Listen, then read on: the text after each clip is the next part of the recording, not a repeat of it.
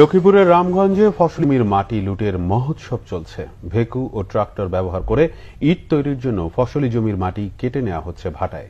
এতে ব্যাহত হচ্ছে চাষাবাদ আর নষ্ট হচ্ছে গ্রামীণ জনপদের পাকা সড়কগুলো। স্থানীয় জনপ্রতিনিধি সহ এলাকাবাসীর অভিযোগ, ফসলি জমির মালিক ও কৃষকদের জিম্মি করে মাটি লুটের মহোৎসবে মেতেছে ইটভাটা মালিক ও মাটি বিক্রি চক্রের দালালরা। লক্ষ্মীপুর প্রতিনিধি হোসেন আহমদ শাহজাহানের তথ্য ছবিতে রিপোর্ট। বোরো ধান রোপণ হচ্ছে যে জমিতে, তার পাশের জমিতে চলছে মাটি কাটার মহোৎসব। ভেকু দিয়ে 12 থেকে 15 ফুট গভীর করে কাটা হচ্ছে মাটি।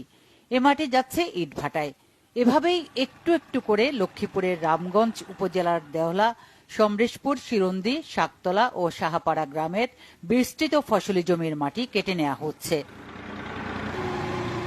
রামগঞ্জ উপজেলায় 21টি ইটভাটা গড়ে উঠেছে, যার বেশিরভাগই ঘনবসতি ও ফসলি জমিতে।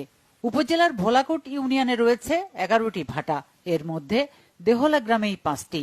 ইট ভাটা বন্ধের দাবিতে মানববন্ধন ও গণস্বাক্ষর করে প্রশাসনের কাছে অভিযোগ করলেও প্রতিকার মেলেনি।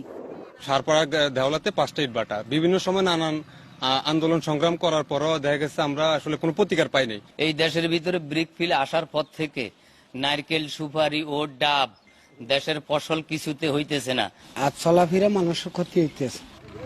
প্রভাবশালী একটি চক্র ইটভাটা ও মাটির ব্যবসার সাথে জড়িত, অভিযোগ জনপ্রতিনিধিদের। কৃষি জমি অনেক কাটি নিয়ে যেতেছে, 1 ফুট মাটি অনেকে বিক্রি করে বা জিম্মি করে অনেক কাছ থেকে মাটি লয়ে যায়। সিন্ডিকেট আছে, সিন্ডিকেটের কারণে অনেক কিছু করতে পারা যায় না।